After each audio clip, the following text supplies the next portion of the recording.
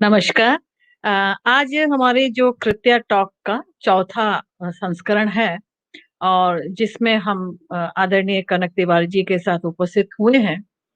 कनक तिवारी जी का अगर आप देखेंगे बायोडाटा तो बहुत बड़ा है, जिसके बारे में बात करने की कोई है ही नहीं, आपको हर जगह मिल जाएगा। जो फेसबुक के द्वारा हम आपको देखते हैं, तो आपके विभिन्न रूप दिखाई देते हैं। पहला तो आप बहुत बड़े एडवोकेट रहे हैं और बहुत अच्छे आप पोजीशन में रहे हैं, एडवोकेट के रूप में सफल एडवोकेट रहे हैं, वो तो एक बात है ही। दूसरा वे एक अंग्रेजी के बहुत ही सक्षम अध्यापक रहे और उसका अनुभव मुझे तब हुआ जब मैंने शेक्सपियर पे लिखा तो सर ने उसके बारे में जब कुछ चर्चा हुई तो उससे मुझे लगा कि मैं किसी इतने बड़े विद्वान से बात कर रही हूँ। और तीसरी बात ये है कि सर की जो जानकारी है वो विभिन्न विषयों में है। क्योंकि मैं उनकी पोस्ट देखती हूँ तो बहुत से क्षेत्र हैं। आप अगर सामान्य रूप से देख लेंगे जब वो अपने परिवार या अपने माँ के बारे में लिखते हैं तो एक बहुत ही उच्च श्रेणी के साहित्यकार के रूप में उनकी भाषा आती है, बिल्कुल बहुत ही खूबसूरत भाषा निकल कर आती है जिसको आप भाषा के लालित्य को ही पढ़ते आप रह जाएँगे और उसके सौंदर्य को। एक बहुत खूबसूरत गद्य आता है। और दूसरा जब आप विवेकानंद के बारे में या गांधी के बारे में बात करते हैं, तो हमें लगता है कि ये हम मतलब अपने आप को बहुत अनुग्रहित महसूस करते हैं कि हम उनसे कुछ ले रहे हैं। इसके अतिरिक्त उनके पास स्मृतियों के तो खजाने हैं, जिसको मैं बार-बार पढ़ती हूँ। जब आता है मैं पढ़ती हूँ, तो हर एक नए व्यक्ति से मुझे तो नई जानकारी मिलती है। तो ये है एक बहुत बड़ी जो है सर की उपस्थिति हमें बहुत कुछ सीखने को अ, हमें दिखा करने को फ़ोर्स करती है कि हम कुछ सीख लें। ये भी नहीं है कि मतलब आप पढ़ने को बाध्य हो जाती है, इतना खूबसूरती से लिखते हैं और आपके जो वन लाइनर है वो भी बहुत मज़ेदार होते हैं, कि आप बीच-बीच में वन लाइनर जिसमें अपना जिसे कहते हैं गुस्सा दिखाने के लिए लिखते हैं, वो ऐसा लगता है कि हमारी बात ही आप हमारी तरफ से बोल रहे हैं। तो ये वापस चले गए हैं, अभी थोड़ी देर में आते हैं, जब तक तो मैं पता नहीं ये शायद उनका कट गया है। मैं ये चाहूँगी कि वो अगर सुन रहे हैं तो वापस उसमें एंट्री करें। कभी-कभी नेट की कमी के कारण से ऐसा हो जाता है। अब मैं अकेली रह गई हूँ और मुझे इसमें एंट्री करनी है। तो मैं चाहूँगी कि ये सर वापस आएँ इसके लिए। मुझे लगता है शायद वो सुन रहे हों तो वापस आएँ, किसी तरह से कोई खटका दब गया है। तो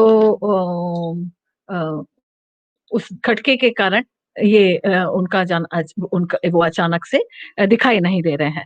तो मैं एक जब तक वो सर आते हैं तब तो मैं थोड़ा-सा आज हम विवेकानंद के बारे में बोल रहे हैं और विवेकानंद के बारे में बोलते समय कनक तिवारी जी ने हमें पहले कह दिया था कि मैं कोई विवेकानंद के दर्शन के बारे में नहीं बोलने जा रहा हूँ या उनके वेदांत के बारे में नहीं बोलने जा रहा हूँ। मैं उनके एक मानवीय तत्व के बारे में बोलने जा रहा हूँ, जिस तरह से एक मानवीय ता उनमें थी, तो उस मानवीयता के बारे में मैं बोलने जा रहा हूँ। मुझे लगता है कि वो जल्दी आएँगे। तो और ये बहुत ज़रूरी है क्योंकि हम किसी भी एक मूर्ति बनाना तो बहुत आसान होता है, किसी की भी और हमने भी बना के रख ली है। सबसे बड़ी मूर्ति तो कन्याकुमारी में ही बनाई है। तो जब मूर्ति बना के रख लेते हैं, तो हमारे सामने कुछ सवाल भी हो जाते हैं कि भई ये ऐसा क्यों हुआ? ऐसा होने का कारण क्या है? न और वो सवाल जो है वो हमें इस बात को सोचने को मजबूर करते हैं कि आखिर एक व्यक्ति का या एक जो व्यक्तित्व है, वो किस लिए है? कोई व्यक्तित्व शुरू से धार्मिक या आध्यात्मिक नहीं हो सकता है। तो अ, वो व्यक्तित्व कैसे है? ये भी एक ज़रूरी है। हाँ, तो ये भी एक बहुत ज़रूरी है और इस कारण से मुझे उनके बारे में जानकारी लेनी थी। अब मैं उनका इंतज़ार कर रही हूँ। मुझे लगता है कि या तो कोई उनका नेट चला गया है या अभी या उनके साथ में कोई न इंटरनेट की जैसे आप ये थे कि टेक्नोलॉजी तो टेक्नोलॉजी है। ऐसा लग रहा है कि जैसे हाँ, अब आ गए हैं सर। तो अ, अब तो हाँ, पता नहीं सर आ क्यों गए हैं। डिस्कनेक्ट होता है। सर वो इंटरनेट खराब होगा आपका। तभी मैंने कहा ना कि बाकी जो मोबाइल है ना, आप उसको हाँ, बंद कर दीजिए, जिससे इंटरनेट सिर्फ नहीं, आपको सब डायरेक्ट आए। सब सब मोबाइल बंद हैं। हाँ, हाँ जी। मोबाइल तो सब बंद हैं। जी सर। तो मैंने आपका बहुत बड़ा उदाहरण दे दिया और विवेकानंद के बारे में भी बोला। अब मैं ये चाहूंगी कि आप अ, शुरू करें, आरंभ करें अच्छा, नमस्कार विवेकानंद को आपको पहले। लेके जब आप। नमस्कार जी, सर। आप सबको नमस्कार। असल में अभी जिन मित्रों ने अभी सुनना शुरू किया है या जो बाद में जुड़ेंगे, उनको आप सूचित कर दें कि विवेकानंद को लेकर जो बहुत से औपचारिक भाषण होते हैं, बहुत से प्रगल्भ और बेहतर हिंदी में भाषण होते हैं, उनको समझने का दावा करने वाले भाषण होते हैं, तो वैसा भाषण देना मुझे नहीं आता, क्योंकि मेरा विवेकानंद उनसे थोड़ा अलग है। विवेकानंद को समझने में, उनके बारे में कुछ कहने में, हमें कुछ हल्के-फुल्के बातचीत के काम चलाऊ ढंग से या चलताऊ ढंग से अगर बात करें, तो विवेकानंद फिर हमारी पकड़ में आने के लिए तैयार हो जाते हैं, वरना नहीं होते हैं। मैं यहाँ से शुरू करूँ। मैं इस वक्त छत्तीसगढ़ से बोल रहा हूँ। हमारे लिए बहुत सौभाग्य और संयोग की बात है, इतिहास के लिए छत्तीसगढ़ के, जो पहले मध्य प्रदेश था, कि हमारी राजधानी रायपुर में करीब 2 ढाई साल विवेकानंद अपने बचपन में रहे हैं। वो अपनी मातृभूमि कलकत्ता में रहे, पूरे भारत में करीब 6 साल घूमते रहे, 3.5 साल यूरोप अमेरिका में रहे, अमेरिका 2 बार गए, और 2 साल से ज़्यादा, सवा 2 साल, ढाई साल करीब छत्तीसगढ़ में रहे।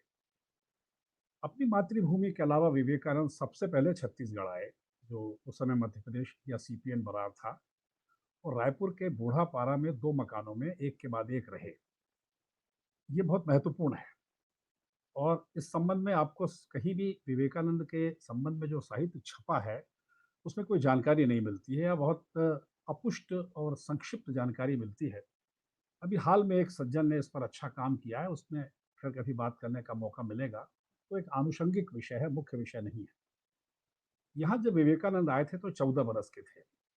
वो 1877 में आए थे, 1863 में पैदा हुए, और 1879 के आखिर आखिर में चले गए, और कलकत्ते में आगे प्रेसिडेंसी कॉलेज वगैरह जिसे कहते हैं, वहाँ भर्ती होकर पढ़ते बढ़ते थे। छत्तीसगढ़ में आने का सबसे महत्वपूर्ण जो अवदान है विवेकानंद की ओर से दुनिया को और भारत को खास, वो ये है कि विवेकानंद ने छत्तीसगढ़ में रायपुर में रह के हिंदी सीखी। जब वो आए थे तो एक बंगाली पुत्र थे, बंग पुत्र थे, उनको हिंदी नहीं आती थी। उनके माता पिता किसी को नहीं आती थी। विश्वनाथ दत्त उनके पिता थे। वो बहुत प्रसिद्ध अटॉर्नी या वकील थे, और उस वक़्त रियासतों का जंजाल था भारत में अंग्रेज़ों के समय। तो बहुत से मुकदमों के सिलसिले में वो आए थे, जबलपुर से होते हुए, नागपुर से होते हुए रायपुर आए, और यहाँ रियासतें बहुत थीं, मुकदमे बहुत थे, सलाहकार लोगों की ज़रूरत थी, तो वो आए और रहे। उन 2 ढाई वर्षों में विवेकानंद स्कूल नहीं गए, उनको घर में पिता ने पढ़ाया। और विवेकानंद के पिता बहुत ही प्रगतिशील विचारों के, उस ज़माने में खुले दिमाग के, और सारे धर्मों में, सभी तरह के विश्वासों में रचे खपे हुए व्यक्ति थे, इस तरह के पिता थे। विश्वनाथ दत्त उनका सार्थक नाम था। तो रोज़ शाम को उनके यहाँ मुकदमे निपटाने के अतिरिक्त मौलवियों की, पंडितों की, अन्य विद्वानों की, अधिक अध्यापकों की बैठक होती थी। वो महफ़िलबाज़ आदमी थे उनके पिता, और अपनी महफ़िल में वो 14 साल के विवेकानंद को साथ में बिठाते थे। ये संयोग की बात है कि इस वक़्त मेरा पोता सामने बैठ के जो सुन रहा है, वो भी 14 साल का है, और विवेकानंद उन सबसे जिरह करते थे, बहस करते थे, सीखते थे, समझते थे, और उनको चमत्कृत करते थे। बिना स्कूल गए हुए, लेकिन पढ़ते बहुत थे, तेज़ बहुत थे, ज़हीन बहुत थे। ये बात लोगों को पता नहीं है। और ये यहाँ से होने के बाद जब वो चले गए कलकत्ता, अपनी मातृभूमि लौट गए, एक बहुत बड़ी घटना हुई थी। 1857 का जनयुद्ध, जिसे म्यूटिनी कहते हैं अंग्रेज़, और हम जनयुद्ध या स्वतंत्रता की पहली लड़ाई कहते हैं, 1856 में छत्तीसगढ़ में शुरू हो गई थी। मंगल पांडे ने जब मेरठ में गोली चलाई, या विद्रोह किया। उसके पहले छत्तीसगढ़ में सोना खान नाम की एक छोटी-सी जमींदारी है, उसके जमींदार नारायण सिंह ने, जिन्हें हम लोग वीर नारायण सिंह कहते हैं, उन्होंने अंग्रेजी सेना से अंग्रेज से लड़ाई की किसी आर्थिक मसले पर, राजनीतिक मसले पर नहीं, कि भूख से मरने वाले गाँव वालों को उन्होंने कहा कि जो सेठिए हैं, बहुत से जमाखोर हैं, वो अपना अनाज उनको खाने दे दें और अगली फसल में वो लौटा देंगे। लेकिन उन्होंने नहीं माना, क्योंकि जो काला बाज़ार करते हैं, मुनाफ़ाखोरी करते हैं, जमाखोरी करते हैं, वो तो सदियों से यही करते आए हैं और आज तो भारत में ज़्यादा कर रहे हैं। तो अंग्रेज़ों को शिकायत की, तो फिर उन्होंने सेना भेजी और अंततः नारायण सिंह को पकड़ लिया गया और रायपुर का जय स्तंभ चौक, जो हृदय स्थल है रायपुर का, वहाँ उनको फांसी दे दी गई। मैं ये कहना चाहता हूँ कि 1856 में अगर एक बड़ी लड़ाई हुई छत्तीसगढ़ में और 20 साल बाद विवेकानंद यहाँ आए, तो आश्चर्य है कि विवेकानंद को इस घटना की जानकारी नहीं हुई। उस वक़्त संचार माध्यम कम होंगे या उस समय उस जन विद्रोह को एक मामूली सा विद्रोह समझा गया होगा और इसका ज़िक्र विवेकानंद साहित्य में नहीं आता है। लेकिन चूँकि विवेकानंद के पिता एक बहुत ही सर्वसुलभ पिता थे, बहुत ही खुले दिमाग और खुले विचारों के थे और विवेकानंद घूमते बहुत थे। उनके घर के पास एक प्रसिद्ध तालाब था, बूढ़ा तालाब, जिसमें उनकी बहुत बड़ी मूर्ति लगी है, वहाँ वो तैरते थे, बहुत अच्छे तैराक थे, बहुत अच्छे खिलाड़ी थे। तो वो घूमते बहुत थे। मैं आपको रति जी बताना चाहता हूँ कि 2 ढाई साल उस उम्र में अगर कोई बच्चा, मनोविज्ञान के बारे में आपको मुझसे बहुत ज़्यादा मालूम है, मैं नहीं जानता हूँ। लेकिन 14 साल से 16 साल के बीच की उम्र का बच्चा अगर छत्तीसगढ़ में बंगाल से आएगा, स्कूल नहीं जाएगा और घर में जो काम करने वाले सहायक होते हैं, उनके मुंशी जी रहे होंगे और तमाम लोग रहे होंगे और बहुत से लोग जो मिलने आते थे, वो सब के सब बंगाली नहीं जानते थे, सब के सब अंग्रेज़ी भी शायद नहीं जानते थे। तो हिंदी के साथ-साथ उन्होंने छत्तीसगढ़ी भाषा भी सीखी। ये अनिवार्य है कि उन्होंने छत्तीसगढ़ी भाषा सीखी होगी, तभी लोगों से संवाद कर पाए। तीसरा जो कारण है छत्तीसगढ़ में उनके रहने का, इसके बारे में साहित्य नहीं मिलता, लेकिन हम लोग आग्रही हैं कि इसके बारे में सोचा जाए, लिखा जाए। मैंने लिखा भी है, अपनी किताबों में लिखा है कि विवेकानंद ने देश की गरीबी, भुखमरी, क्योंकि वो कलकत्ते में बहुत बड़े वकील के लड़के थे, बहुत पॉश एरिया में, अच्छे अमीरों के एरिया में रहते थे, तो बहुत सी गरीबी उन लोगों को देखने ठीक से नहीं भी मिलती होगी या कुछ मिलती होगी शहर के अंदर। यहाँ गाँव के अंदर घूम-घूम के जब वो जगह-जगह जाते थे, और उस वक़्त का रायपुर तो अपने आप में एक गाँव था।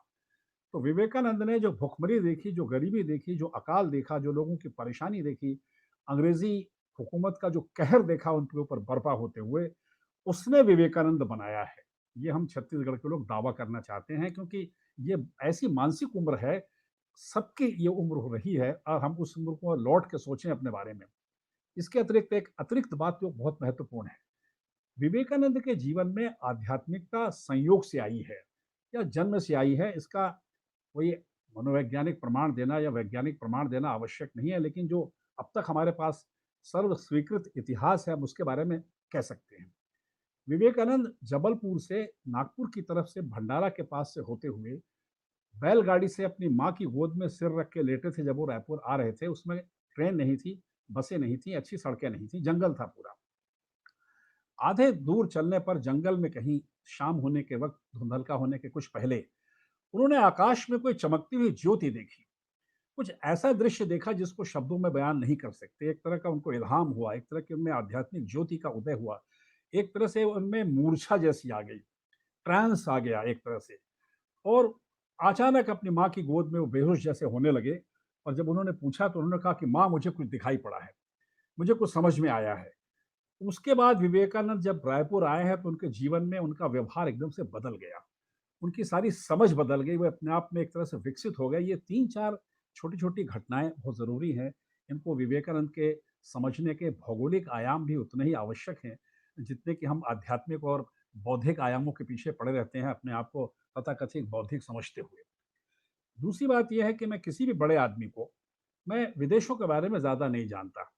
हाँ, बस केवल इतना जानता हूँ कि मैंने, जैसा मेरी गैरहाज़िरी में आपने मेरी बुराई की होगी तो उसको मैंने सुना नहीं है। लेकिन मैं अंग्रेजी साहित्य का प्राध्यापक था, तो थोड़ा बहुत अंग्रेजी गिट-पिट लिखना, पढ़ना, बोलना सीखा होगा, पढ़ाया भी होगा। तो विदेशों का बहुत पढ़ा नहीं है, लेकिन मैं हिंदुस्तान में 20वीं सदी को बहुत महत्वपूर्ण मानता हूँ इतिहास की। 19वीं सदी में जो लोग पैदा हुए और 20वीं सदी में जिनने काम किया, और विवेकानंद भी 1902 में गए तो 20वीं सदी तक पहुँच चुके थे। हिंदुस्तान की 20वीं सदी इतिहास की सबसे बड़ी सदी है, सबसे भयानक सदी है, त्रासदी वाली बेरहम सदी है, लेकिन सबसे उत्कर्ष वाली और महत्वपूर्ण सदी है। इसी सदी में हमने 2 विश्व युद्ध देखे, इसी में हमने अपनी आज़ादी देखी, हमने महात्मा गांधी और तमाम लोगों को देखा और बड़े से बड़े लोग पैदा हुए। कभी-कभी मुझे लगता है कि 20वीं सदी के बाद, यानी 19वीं सदी के बाद जब 20वीं सदी आई, तो 20वीं सदी के गर्भ से उतने बड़े लोग पैदा नहीं हुए, जितने 19वीं सदी में हुए और 20वीं सदी में जिनकी कर्म की जगह उनको मिली थी। ये एक अजीब-सी बात है। उस सारे माहौल के अंदर पढ़ते-पढ़ते मैंने 6 लोगों को चुना है। कालक्रम से 1863 में पैदा हुए विवेकानंद, 1869 में हुए महात्मा गांधी, उसके बाद हुए जवाहरलाल नेहरू, उसके बाद हुए डॉक्टर अंबेडकर, उसके बाद हुए राम मनोहर लोहिया, उसके पहले हुए भगत सिंह और उनके पहले हुए सुभाष चंद्र बोस। इन 6 लोगों को हिंदुस्तान के बारे में अगर समझना है, तो पूरा हिंदुस्तान पकड़ में आने की आपसे इजाज़त आपको देता है कि आप हमको समझने की कोशिश करो। इन 6 का आपस में कोई लेना-देना नहीं है। ये सब एक-दूसरे से अलग-थलग और विलग हैं, एक-दूसरे को जानते हैं। सबसे उम्र में कम और सबसे बाद में पैदा हुए लोहिया थे, उनके 3 साल पहले भगत सिंह हुए, सबसे पहले विवेकानंद हुए और टैगोर को भी शामिल करें। लोहिया ने एक जगह कहा है कि अगर किसी व्यक्ति को समझना है, तो जिरह, जाँच, जिज्ञासा और एक तरह की जिजीविषा मन में लेके उसको समझने की कोशिश करना चाहिए। मैं विवेकानंद को श्रद्धा की वस्तु नहीं बनाता। मैंने हर जगह बात कही है। अगर हम किसी ऐसे व्यक्ति को जिसको जानना चाहते हैं श्रद्धा की वस्तु बनाएँगे, तो श्रद्धा की तो नहीं, वो श्राद्ध की वस्तु बन जाता है अंततः। मैं विवेकानंद से जिरह करता हूँ। मैं उनको अपना दोस्त मानता हूँ। मैं उनसे बहस करता हूँ और विवेकानंद ने सारे जीवन यही किया है। 6 साल की उम्र से शुरू करके विवेकानंद ने 39 बरस की जो उनको उम्र मिली, केवल लोगों से जिरह की है, केवल लोगों से बहस की है, वो किसी से सहमत होते नहीं थे। परम सिद्ध श्री रामकृष्ण देव जो उनके बाद में गुरु बने, उनसे भी विवेकानंद जिरह करते थे और रामकृष्ण परमहंस उनसे प्रभावित होते थे, ये विवेकानंद की खासियत थी। 6 बरस के जब थे, तो उसी रायपुर शहर में क्षमा करिएगा, कलकत्ते में 6 बरस की उम्र में उनके पिता के दरबार में बहुत से मुवक्किल आते थे, उस ज़माने के वकील। और सबके अलग-अलग हुक्का रखा रहता था, सबके बैठने की जगह अलग-अलग होती थी बड़े से कमरे में। तरह-तरह के लोग आते थे, अपना-अपना हुक्का पीते थे, वकील साहब से सलाह-मशविरा करते थे। तो विवेकानंद ने सोचा कि अलग-अलग हुक्के क्यों हैं? काम तो एक ही करते हैं सब ये। तो अपने पिता की गैरहाज़िरी में उन्होंने सब हुक्कों में कश लगाना शुरू किया 6 साल की उम्र में। इतने में पिता आ गए। तो कहा, "ये क्या करते हो नरेंद्र?" तो उन्होंने कहा कि, "मैं देख रहा हूँ कि आप सबके अलग-अलग हुक्के में पी लेने से क्या कोई बेहोश हो जाता है? ये ऐसा आप लोग क्यों करते हैं?" पिता हँस के टाल गए, उन्होंने कहा, "बेटा तुम्हारे अंदर कोई ऐसी ख़ास बात है, जो तुमसे इस वक़्त मैं नहीं कर सकता, अब जो है सो ठीक है।" एक इम्पोर्टेंट बात है, चूँकि आप साहित्य से जुड़ी हुई हैं, ये बहुत जगह नहीं आती है। विवेकानंद को रामकृष्ण परमहंस के पास ले जाने का श्रेय हिंदुस्तान में किसी आदमी को नहीं है। उनके पास ले जाने का श्रेय है इंग्लैंड के सबसे बड़े कवि विलियम वर्ड्सवर्थ को। विलियम वर्ड्सवर्थ ने एक कविता लिखी है बहुत लंबी, आपने सुना होगा, द एक्सकर्शन। एक्सकर्शन 7-8-9 वॉल्यूम में है और शुरू में छप गई थी जब वर्ड्सवर्थ जीवित थे और बाद में उनकी मृत्यु के बाद में पोस्थुमस राइटिंग जो है, मृत्यु उपरांत जो है वो लिखी गई। वो एक्सकर्शन नाम की कविता से विवेकानंद बहुत प्रभावित थे और जब उनके जो पढ़ाते थे प्रोफेसर, तो वो प्रोफेसर उनको कहते थे कि देखो इसमें ट्रांस में जाने की बात है, इसमें एक तरह से समाधि में जाने की बात है। कविता के माध्यम से हम समाधि में जा सकते हैं, हम भावना में इस तरह से जा सकते हैं। तो कहते थे कि अब एफए में पढ़ते थे, जो आजकल एफए नहीं होता, बीए के पहले वाला, मैट्रिक के बाद वाला। तो कहते थे ऐसे कैसे ट्रांस में कोई चला जाएगा? तो उनके प्रोफेसर ने प्रिंसिपल से शिकायत की और प्रिंसिपल ने कहा कि अच्छा ठीक है, हम पढ़ाएँगे और प्रिंसिपल हेस्टी ने जाके उनको पढ़ाया एक दिन, तो वो सहमत नहीं हुए। तो उन्होंने कहा जब तुमको वर्ड्सवर्थ का एक्सकर्शन और जो भी ट्रांस की थ्योरी है, जो वर्ड्सवर्थ ने भारत से सीखी है, वर्ड्सवर्थ की कविता में बहुत सा भारत है जो मैंने पढ़ाया है। तो उन्होंने कहा कि आपको जब ये नहीं आता, तो मैं चलो तुमको एक आदमी का पता बताता हूँ, उसका नाम है रामकृष्ण परमहंस। वो परमहंस उस वक़्त नहीं थे, रामकृष्ण देव। वो दक्षिणेश्वर मंदिर का पुजारी है, तुम उसके पास चले जाओ और देखो कि ट्रांस क्या होता है, तुमको समझाएगा। वर्ड्सवर्थ को वो समझाएगा, हम नहीं समझा सकते। तब एक और सज्जन थे जिनसे विवेकानंद का परिचय था, वो उनके यहाँ गए और जब वहाँ गए तो श्री राम कृष्ण देव के वो भक्त थे, वो अचानक संयोगवश वहाँ आए थे। विवेकानंद गायक बहुत अच्छे थे, विवेकानंद फुटबॉल के खिलाड़ी बहुत अच्छे थे, विवेकानंद को बोलना बहुत अच्छा आता था, विवेकानंद को तैरना बहुत अच्छा आता था, बहुत से प्राकृतिक गुण जो बच्चों में होते हैं। तो विवेकानंद से उन्होंने कहा तुम गाना सुनाओ, तो विवेकानंद 2 भजन सुनाए। वो भजन सुनने के बाद में श्री राम कृष्ण देव ने उनकी तरफ देखा और कहा हमसे मिलने आओ। और जब श्री राम कृष्ण देव से विवेकानंद मिलने गए दक्षिणेश्वर मंदिर में, तो श्री राम कृष्ण देव उनको एक बंद कमरे में ले गए और कमरा अंदर से बंद कर दिया। तो विवेकानंद ने सोचा कि पता नहीं ये क्या करने वाला है, और उसके बाद श्री राम कृष्ण देव रोने लगे। उनकी आंसू की धारा बहने लगी और देवी को संबोधित करके कहने लगे कि हे माँ, तुमने इसको भेजने में देर क्यों कर दी? और नरेंद्र से कहा कि तुम इतने देर से मेरे पास कैसे आए? तुमको तो बहुत पहले आ जाना था। ये तो डेस्टिन्ड था कि तुमको मेरे पास आना है, तुम तो देर से आए। फिर उनको बहुत सी मिठाई-विठाई ज़बरदस्ती खिलाई और सब कुछ कहा और कहा तुम मेरे से फिर जल्दी से जल्दी और मिलने के आने की कोशिश करो। और तब उनका श्री राम कृष्ण देव से तब उन्होंने ट्रांस के बारे में पूछा। ये इस अनुभव से मैं भी गुज़र चुका हूँ। एक जगह है गुलमर्ग के आगे खिलनमर्ग, उसके आगे यल पत्थर या कुछ इस तरह का नाम है कश्मीर में।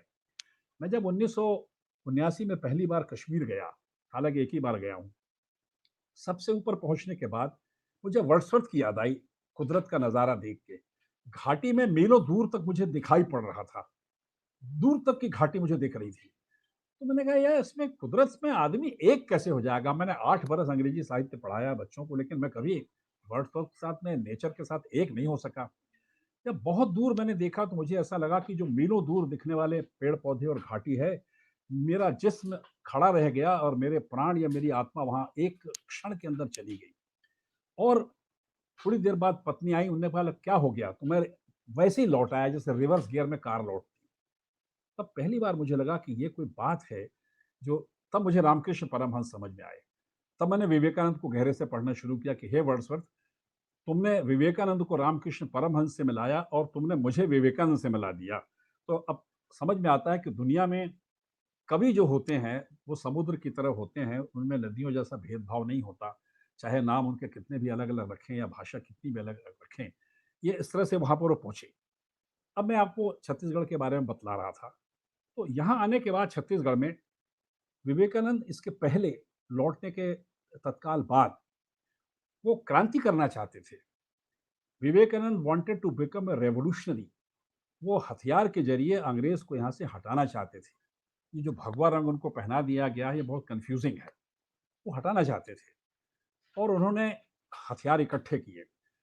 इस देश के राजाओं से, रजवाड़ों से, अमीर आदमियों से, कलकत्ते के भद्रलोक से सबसे मिले, उनसे मदद माँगी।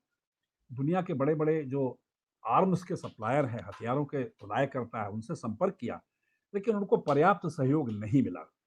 तो विवेकानंद एक असफल क्रांतिकारी भी हैं, बुनियादी तौर पर। और उस क्रोध से निकल के जब वो रामकृष्ण से मिले, वही वो एक समय है 1881 के आसपास का। तब रामकृष्ण परमहंस से मिलने के बाद उनके मन में वैराग्य नहीं आया, जनता की सेवा करने का एक मामला उनके दिमाग में आया। विवेकानंद अपने जब गुरु से मिलते थे, असल में उनका चेहरा बहुत भगवा कर दिया गया है।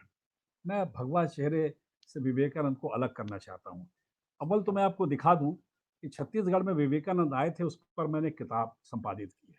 ये राजकमल प्रकाशन ने इसको छापी है और ये छत्तीसगढ़ में विवेकानंद के आने का पूरा इसके अंदर विवरण है। हम इसमें और हम लोग काम करने की कोशिश कर रहे हैं। रामकृष्ण परमहंस के साथ जब वो रहते थे, तो एक दिन होटल से, उनके घर में रहते थे अपने, एक दिन होटल से मांस खा के आ गए। वहाँ नियम ये था कि आपको जो खाना है, जो पीना है, जो सोना है, जो उठना है, जो भक्ति करना है, जो पूजा करना है, जो बातचीत करना है, सब नियम अनुशासन की संहिता के अंतर्गत होगा। लेकिन नरेंद्र के लिए छूट थी। तो लोगों ने शिकायत की कि हो सकता है ये बीफ खा के आया हो। तो रामकृष्ण ने कहा कि इसके लिए छूट है। तो लोगों ने कहा कि ये आप पक्षपात कैसे करते हैं? उन्होंने कहा ये पक्षपात नहीं करते, ये ईश्वर ने उसको इस तरह से बनाया है। वो जो कुछ भौतिक काम करता है, उसमें जो उसकी ज्ञानेंद्रियाँ हैं, वो भौतिक रूप से काम नहीं करती हैं। वो एक ऐसी स्थिति में रहता है जिसको तुम लोग नहीं समझ सकते। ये कोई बड़प्पन नहीं है या डींग नहीं मार रहा है। वो एक तरह की परीक्षा ले रहा है संसार की, कि मैं इसमें उस तरह से रहूँगा जैसे जल में कमल रहता है, कीचड़ में भी रहता है, पानी में भी रहता है, लेकिन ये नरेंद्र का एक अजीब-सा संस्कार, इसको कुदरती संस्कार आप समझिए, ये इसने कहा है। ये एक तरह से कहना चाहिए कि उसे ध्यान सिद्धि है, एक तरह से उसे निश्चय की सिद्धि है, और ये उससे हमको नरेंद्र को समझने की कोशिश करना चाहिए। अब सबसे महत्वपूर्ण उनके जीवन का क्षण है जो आज है। आपने वो दिन चुना है, मैंने वो दिन चुना है। आज 11 सितंबर 1893 को विवेकानंद शिकागो गए थे। बहुत सी किताबों में लिखा है क्यों गए थे। अब एक 30 बरस का नौजवान जिसके पास पैसा नहीं है, जिसके पास साधन नहीं है, जिसके पास कोई कल्ट नहीं है, जिसके पास कोई समझ लीजिए कि साधन सहायता नहीं है, जिसके पास में कोई मंदिर मस्जिद नहीं है, कुछ नहीं है, उसके दिमाग में अचानक से इल्हाम, अचानक से विचार आए, अचानक से एक हौसला आए, अचानक से एक वहम आए कि मुझे अमेरिका जाना है, जहाँ की पार्लियामेंट ऑफ रिलीजन्स ऐसी कोई चीज़ हो रही है, विश्व धर्म सम्मेलन हो रहा है, और भारत से हिंदू धर्म के दूसरे प्रतिनिधि जा रहे हैं, बौद्ध धर्म के श्रीलंका से जा रहे हैं, जापान से जा रहे हैं, और जगह से आ रहे हैं। उन्हें कोई निमंत्रण भी नहीं है, वो मतलब नॉन कॉग्निजेबल एंटिटी थे, उन्हें कोई जानता कैसे था। लेकिन उनके मन में आया, तरह तरह की किताबों में लिखा गया कि विवेकानंद क्यों गए थे। लेकिन चूंकि हम 2020 में उनके बारे में बात करते हैं, तो हमें उन चीज़ों से प्रभावित हुए बिना अपनी तर्क बुद्धि को किराए पर किसी को नहीं देना चाहिए। 30 साल के एक नौजवान को पैसे की ज़रूरत थी। भारत में लोगों की सेवा करने के लिए विवेकानंद को धन की ज़रूरत थी। तो पहला बुनियादी सवाल उनके मन में आया कि मुझे धन चाहिए वहाँ से। सुनते हैं कि अमेरिका में जाने से बहुत धन कमाते हैं। वो धन कमा के मैं लोगों को यहाँ लाके दूँगा। दूसरी बात उनके मन में फिर आई कि कल्चर का एक दूसरे से मिलन होना चाहिए। हमने अमेरिका की कल्चर के बारे में सुना पढ़ा है, हमारे भारत की कल्चर तो सबसे पुरानी है। हम अपनी कल्चर के बारे में हमें घमंड है, गर्व है और सही है। तो दोनों कल्चर्स का, दोनों संस्कृतियों का फ्यूज़न होना चाहिए। क्या ये फ्यूज़न करना संभव है? और तीसरी जो महत्वपूर्ण बात है वो विवेकानंद ने बाद में कही, पहले नहीं कही, वो ये है, हम हिंदुस्तान के लोग घरघुस्सू हैं, ऐतिहासिक रूप से सदियों से।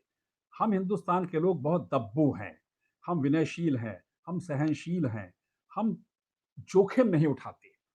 कोलंबस ने अमेरिका ढूँढा, हम तो ढूँढ सकते थे लेकिन हम गए नहीं। हम भारत से बाहर कहीं जाते नहीं। निर्मल वर्मा हमारे बहुत बड़े लेखक हैं, उन्होंने कहा कि हम भारतीयों ने सदियों से एक आत्मतुष्ट ऐसी प्रविधि आविष्कार कर ली है कि हमको लगता है कि जो कुछ हमने किया वो पर्याप्त है, हमें कोई से सीखने की ज़रूरत नहीं है, और हम किसी को सिखाना भी नहीं चाहते। हम अपने आप में उसी कोष्ठक में बंद रहना चाहते हैं।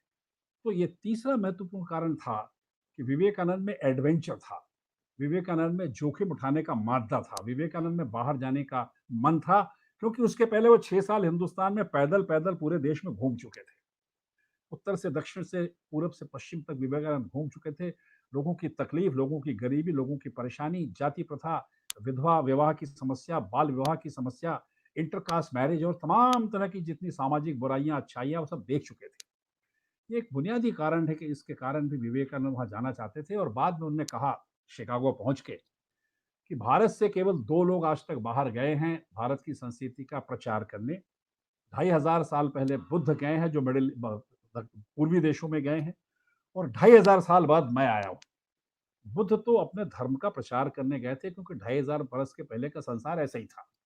लेकिन विवेकानंद धर्म का प्रचार करने नहीं गए थे। विवेकानंद हिंदू धर्म के प्रतिनिधि की हैसियत से नहीं गए थे। मैं विवेकानंद को धर्म का नहीं, भारत की संस्कृति का प्रतिनिधि मानता हूँ। विवेकानंद हमारे सबसे बड़े प्रतिनिधि हैं संस्कृति के। मैं उनको धार्मिक आदमी नहीं मानता, मैं आपको बताता हूँ। वो वहाँ पर इस वजह से गए थे संस्कृति भारत की लेके। उन्होंने कहा कि सारे देश में अलग-अलग तरह के लोग रहते हैं। मुसलमान आए, तरह-तरह के यवन आए, और तमाम लोग आए, बाद में अंग्रेज़ आए, डच आए, पोर्चुगीज़ आए, फ्रेंच आए, तमाम तरह के लोग आए। लेकिन मुसलमानों को छोड़ के कोई यहाँ रहा नहीं। मुसलमान यहाँ रहे, और आज भी 15 करोड़ से ज़्यादा हैं। वो हमारे धर्म में समाहित नहीं हुए। हिंदू धर्म और इस्लाम में आपस में समाहित एक दूसरे के साथ होना नहीं हुआ। बहुत सी चीज़ें ली एक दूसरे से, लेकिन हम अभी भी अलग-अलग पहचाने जाते हैं अपने कर्मों से, कुकर्मों से, दोनों से, और हम उनसे आपस में मिले नहीं। लेकिन वो हमारी संस्कृति में शामिल हो गए, वो हमारे धर्म में शामिल नहीं हुए। विवेकानंद ने कहा तो धर्म एक मोटी चीज़ है, व्यक्तिगत चीज़ है, निजी विश्वास की चीज़ है, एक समूह के विश्वास की चीज़ है, लेकिन संस्कृति एक व्यापक परिवेश है। वो एनवायरनमेंट है, वो हवा है, वो साँस है, वो पानी है, वो अग्नि है, वो परंपरा है, वो समझ है, वो बूझ है, वो स सूँघ है एक तरह की, तो उसमें वो शामिल हो गए। ये बात उन्होंने वहाँ जाके विवेकानंद ने कही। तो इस चीज़ को समझने के लिए वो गए। और एक और बहुत छोटी-सी बात है लेकिन बहुत महत्वपूर्ण है। उनको एक प्रोफ़ेसर राइट हैं हार्वर्ड यूनिवर्सिटी के, उनने कई चिट्ठियाँ लिखी कि इस आदमी को बुलाया जाए, ये तो बहुत बहुत विद्वान है, मैं इसको किसी जगह एक महिला के यहाँ मिल के आ गया हूँ। वो नीचे पेड़ के नीचे पड़े थे, वहाँ की ठंड में ठिठुर रहे थे, उनके पास तो खाने को नहीं था, बहुत कम कपड़े थे। तब एक भद्र महिला ने उनको बालकनी से देखा, जैसे आपके घर में बालकनी से आप किसी गरीब आदमी को देख लें या हमारे घर की महिला कोई देख ले, और उनको लगा कि पता नहीं कौन-सा आदमी किस संसार से आया है। उनको बुलाया, उनसे बात करी, उनको खिलाया-पिलाया, अच्छे से रखा।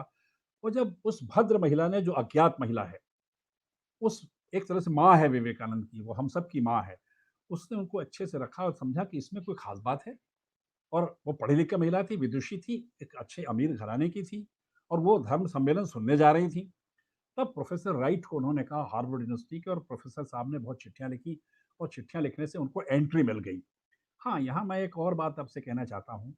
संसार के इतिहास में जितने बड़े लोगों को मैंने पढ़ा है, बहुत कम पढ़ा है लेकिन कुछ तो पढ़ा है, विवेकानंद के पिता से बड़ा पिता मैंने कोई नहीं देखा। अपने बच्चे का लालन-पालन जिस तरह से उस पिता ने किया है, और एक-एक तंतु-तंतु उनके चरित्र का जिस तरह बनाया है, ऐसा पिता मैंने नहीं देखा। और वो वकील था, जिससे मुझे गर्व होता है। हालाँकि मैं अपने बच्चे के साथ उतना न्याय नहीं कर पाया, लेकिन विवेकानंद के साथ में उनके पिता ने किया।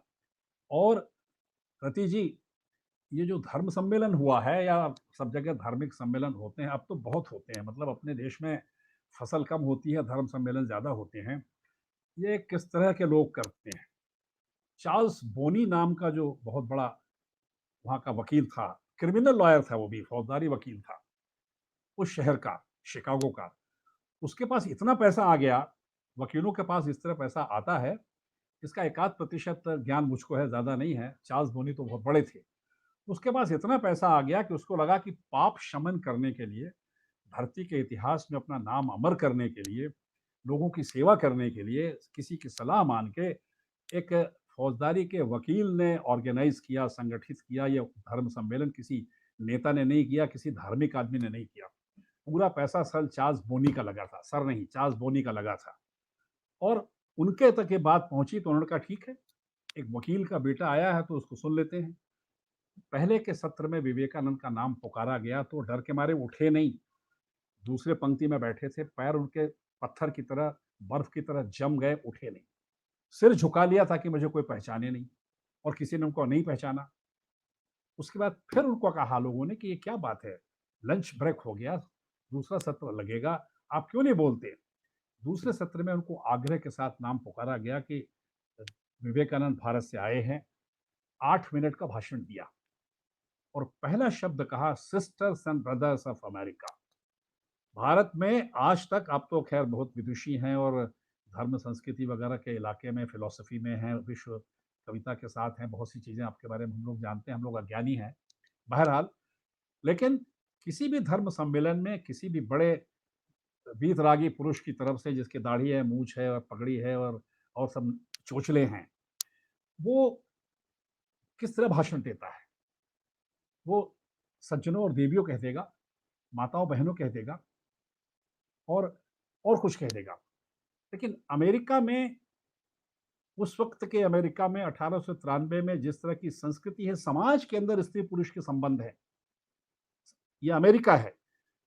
इसलिए विवेकानंद ने जानबूझकर सायास, sisters and brothers of America कहा।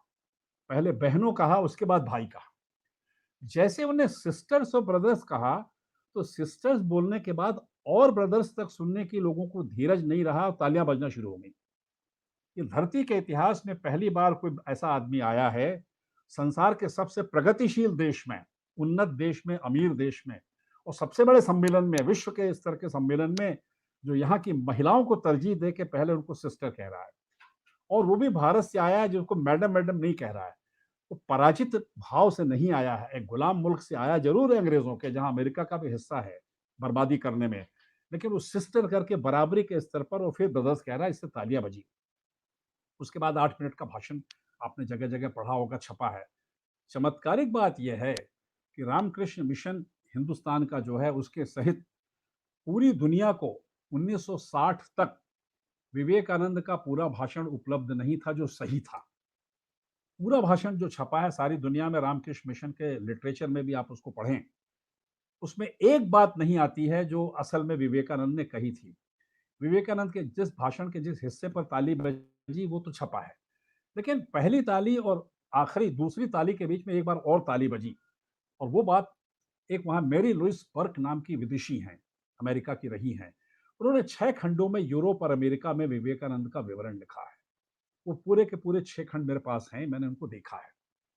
मैरी लुइस बर्क ने कहा है 4 बड़े अखबार लेके जैसे आपके त्रिवेंद्रम से 4 अखबार निकलते हो या मेरे शहर से निकलते हैं, तो उस वक़्त के जो 4 सबसे बड़े अखबार थे, 1893 के, वो उन्होंने खोज निकाले क्योंकि उस वक़्त बोलना नहीं होता था, ऑडियोग्राफ़ी नहीं होती थी, वीडियोग्राफ़ी इस तरह की नहीं होती थी।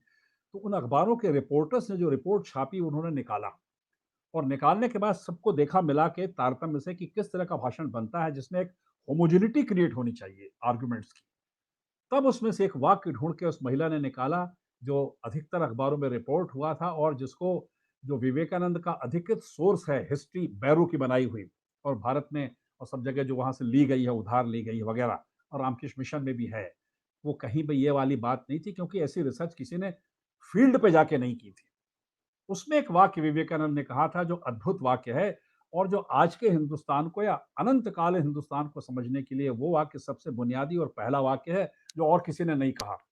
विवेकानंद ने उस सभा में कहा था, I am proud to belong to I am proud to belong to a religion in the language of which the Sanskrit the word exclusion is untranslatable. मैं उस देश का रहने वाला हूं जिसके धर्म की भाषा संस्कृत में बहिष्कार नाम के शब्द का अनुवाद नहीं होता। अनुवाद से आशय बहिष्कार तो अपने आप में एक शब्द है, लेकिन बहिष्कार का कर्मगत अनुवाद नहीं होता। हम किसी को हिंदुस्तान के लोग जो संस्कृत बोलने वाले हमारी मातृभाषा है और जो भी है, हम किसी का बहिष्कार नहीं करते और इसीलिए विवेकानंद ने कहा था उस भाषण में और बाद में पूरे जीवन कहा और हम सब लोग जानते हैं, सारे संसार में जितने धर्म हैं, ऑर्गेनाइज्ड रिलीजन्स हैं, हिंदुस्तान में जितने धर्म के लोग एक साथ रहते हैं, धरती में कहीं नहीं रहते। और हिंदुस्तान में जितनी बड़ी संख्या में रहते हैं, उतना भी धरती में कहीं नहीं रहते। ये विवेकानंद के समय हो चुका था, इसलिए विवेकानंद इस बात से परिचित थे। इसलिए बहिष्कार नाम का शब्द अगर भारत की धरती में, भारत की संस्कृति में, भारत की समझ में, भारत की भाषा में, भारत के चरित्र में, भारत के सब तरह के अवदान में नहीं है, तो आज हम कैसे कह सकते हैं कि ये हिंदुओं का देश है? हम कैसे कह सकते हैं कि एक भाषा बोलने वालों का, एक धर्म बोलने वालों का, एक जाति वालों का, ऊँची जात वालों का, जिनके कब्ज़े में संस्कृत भाषा है वगैरह-वगैरह उनका देश है, ये विवेकानंद का अस्वीकार करना है। ये विवेकानंद को नकारना है। ये विवेकानंद ने मूल बात वहाँ पर कही थी और विवेकानंद ने इसके साथ असल में क्या था कि हम ईसाइयत से परेशान थे। भारतीय नवजागरण शुरू हो गया था राजा राम मोहन रॉय के समय से, सब लोग जानते हैं। राजा राम मोहन राय के समय से और विवेकानंद के बीच में कालखंड में बहुत सा समय निकला है। उस पूरे दरमियान जितने बड़े लोग हुए हैं, देवेंद्रनाथ टैगोर हुए, रविन्द्रनाथ टैगोर हुए, आशुतोष मुखर्जी हुए, केशव सेन हुए, बंकिम चंद्र चट्टोपाध्याय हुए और कई लोग हुए और बाद में विवेकानंद मैदान में आए। शुरुआत में हम भारत के अतीत से बहुत प्रभावित थे। आज भी हैं कई लोग। जैसे भूत के पैर कहते हैं पीछे की तरफ होते हैं, वो आगे भी चलता है तो पैर पीछे की तरफ होते हैं। ऐसी अतीत जीवी लोगों का एक बड़ा गिरोह इस देश में है जो बहुमत में है, उस वक़्त भी थे। उनको भारत का अतीत बहुत अच्छा लगता था। लेकिन गुलामी तो हमको विदेश की करनी पड़ रही थी।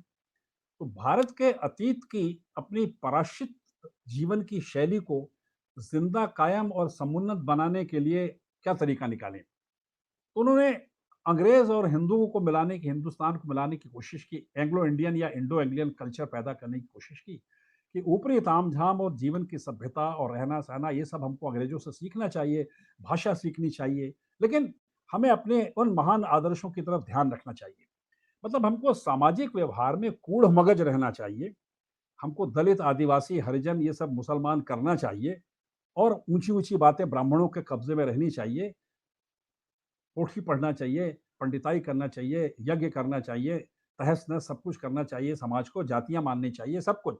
लेकिन जब हमको गवर्नेंस में जाना हो, जीवन यापन करना हो, शिक्षा लेनी हो, सरकार से बात करनी हो, विदेशों में पढ़ने जाना हो, हमें फैशन की ज़रूरत हो, कपड़े हमें अच्छे पहनने हो, खाना हमें अच्छा खाना हो, तो इन लाक्षणिकताओं के लिए, सामाजिक लाक्षणिकताओं के लिए हमें अंग्रेज़ियत का अनुसरण करना चाहिए। इस तरह का अमलगम, इस तरह का एडमिक्सचर ये राम मोहन रॉय के समय से शुरू हुआ। हालाँकि इसकी शुरुआत तो इसी तरह हो सकती थी, इनको दोष तो नहीं दे सकते। विवेकानंद के समय में विवेकानंद भारत के इतिहास के पहले जननायक हैं, क्योंकि गांधी से उम्र में बड़े थे 6 साल, और गांधी से बड़ा आदमी बनने की प्रक्रिया में 10-20 साल बड़े थे, आगे थे। विवेकानंद ने कहा कि हिंदुस्तान के हिंदुत्व की जो सारी अच्छी बातें हैं हिंदू धर्म की, वो एक कालखंड था जब इस देश में कोई विदेशी नहीं आया था। दूसरा कालखंड वो हुआ जब हमारा भक्ति काल आया, जब अंग्रेज के बदले उसके पहले मुसलमान आ चुके थे। तरह-तरह के गोरी थे, गजनवी थे, और अंततः मुगल वंश आके उसने यहाँ रहना तय कर लिया और पीढ़ियाँ निकल गई उसकी। उस समय हिंदू और मुसलमान के बीच में कल्चरल फ्यूजन होने की वजह से एक धर्म की और जाति की और भारत की नई अवधारणा पैदा हुई, मध्यकाल की।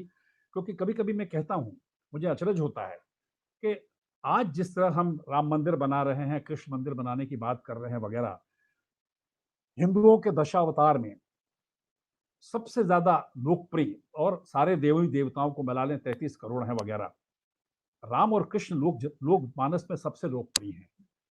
और राम और कृष्ण को हिंदुस्तान के लोगों के मन में बैठा देने का काम धार्मिक नेताओं ने नहीं किया है। यहाँ भी आपको गर्व होना चाहिए, मुझको नहीं। उसको कवियों ने किया है। राम और कृष्ण को हिंदुस्तान से आत्मसात करने का काम 6 कवियों ने किया है, रति जी। सूरदास और तुलसीदास, जायसी और रसखान, रहीम और कबीर। इनको हिंदुस्तान की मिट्टी का अंश बनाने का काम 6 कवियों ने किया। 4 मुसलमान हैं, केवल 2 हिंदू हैं। ये मध्यकाल में हमारे हिंदू धर्म की, व्यापक भारतीय धर्म की हमारी समझ से विवेकानंद परिचित थे और उससे आत्मतुष्ट थे। उसके बाद जब अंग्रेज आए, तब ईसाइयत आई। अब ईसाइयत का भी फ्यूजन होना था, क्योंकि अंततः वो एक धर्म है।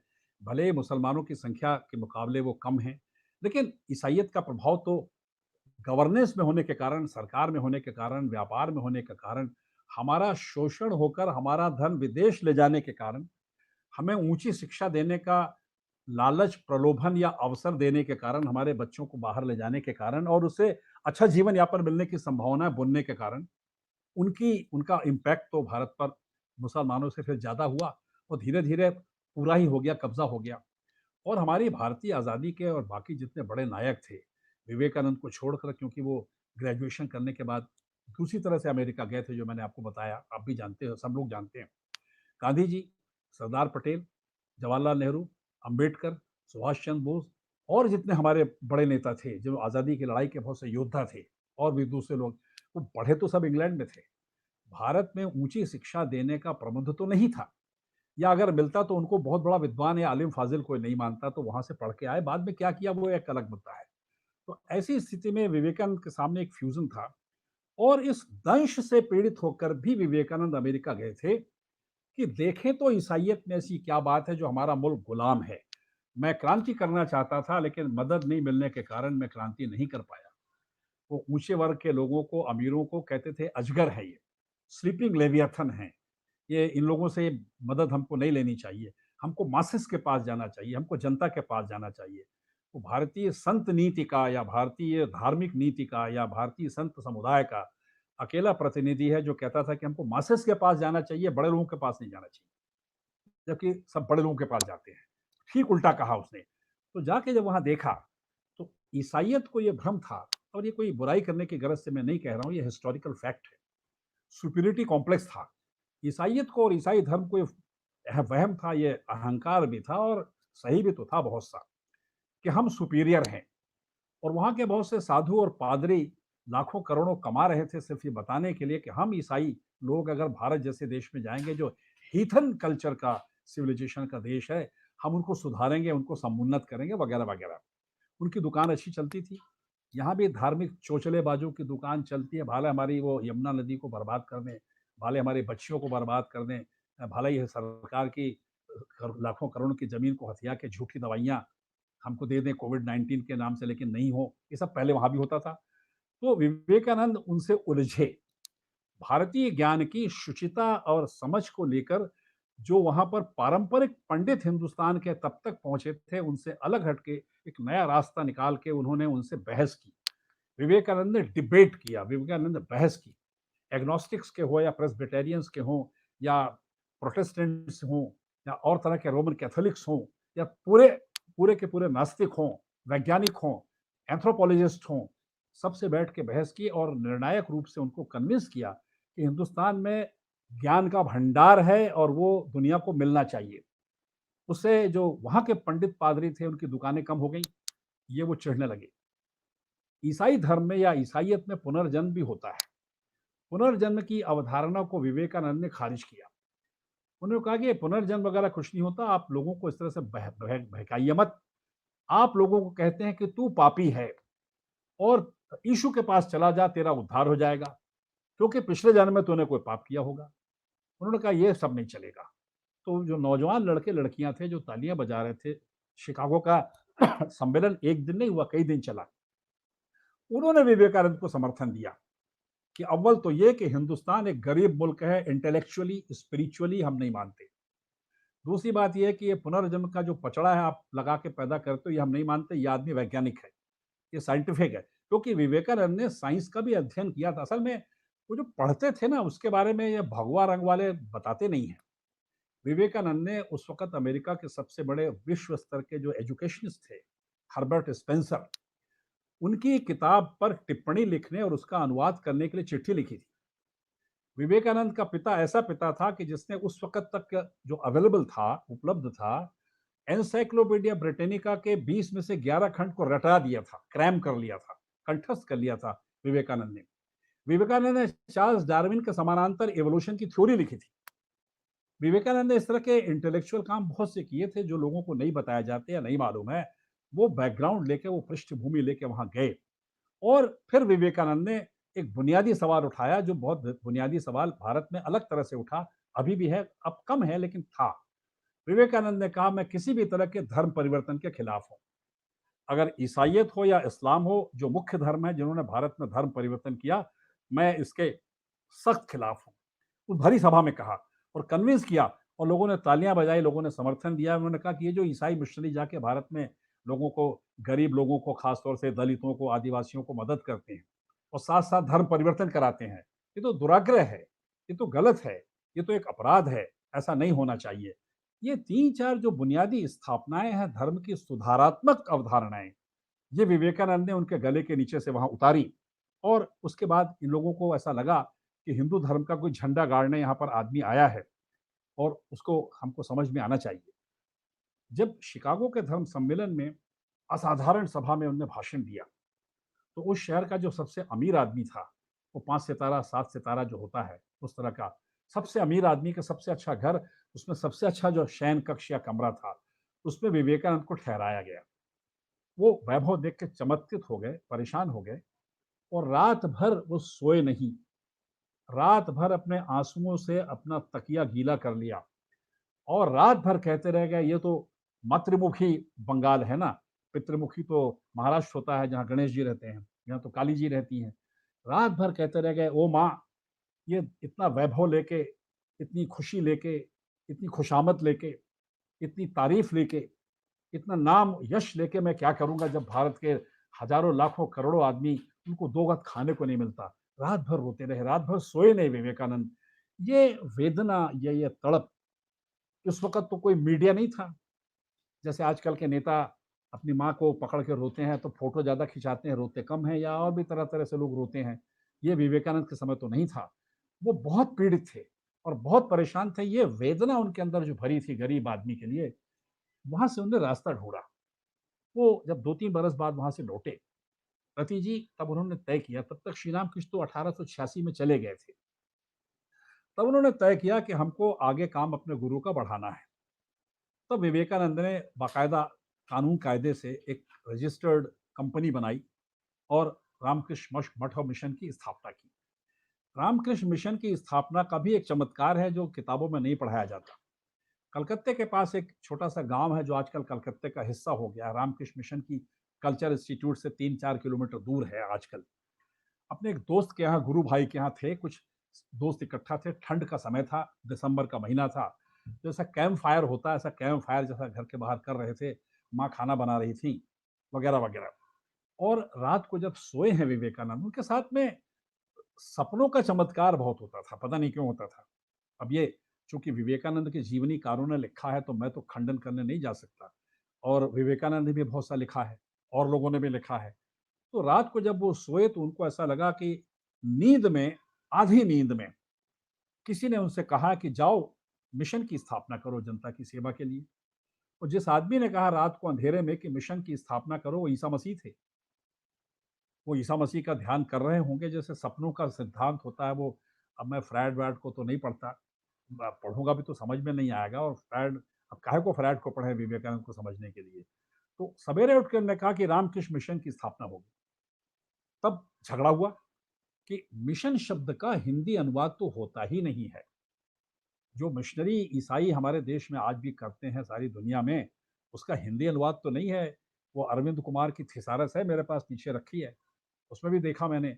तो शाब्दिक अनुवाद अलग है, लेकिन भावात्मक या यथार्थ अनुवाद जिसको कहते हैं वो तो होता नहीं है, क्योंकि हम हिंदू धर्म के जो पंडित लोग हैं, पोंगा पंडित, ये मिशनरी स्पिरिट से जनता की सेवा करते कहाँ हैं।